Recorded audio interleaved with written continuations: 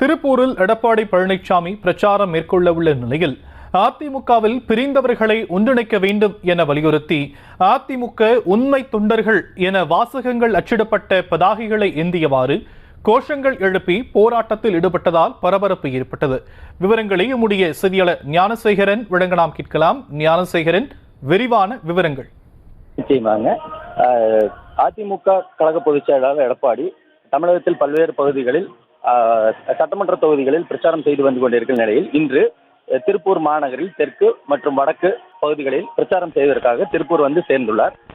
மேலும் அவரது நிகழ்ச்சியானது திருப்பூர் PN ரோடு பிரதான சாலையான மேட்டுப்பாளையம் பகுதியில் பிரச்சாரத்திற்காக ஏற்பாடு செய்யப்பட்டுள்ள நிலையில் தற்பொழுது அவர் தங்கியிருக்கும் ஹோட்டலில் இருந்து கிளம்பி சாலை வழியாக காந்தி நகர் என்ற பகுதி வழியாக வரும் பொழுது அதிமுக கொடியை பிடித்தவாறும் பேனர்கள் வைத்தும் அதிமுகவினை ஒன்றிணைக்க வேண்டும், கழகம் ஒன்றிணைய வேண்டும், பிரிந்தவர்களை ஒன்றிணைக்க வேண்டும் என்று கோஷங்கள் முழங்க சுமார் 60க்கும் மேற்பட்ட அதிமுக தொண்டர்கள் சாலையோரமாக திரண்டு கோஷமிட்டபடியே இருந்தனர்.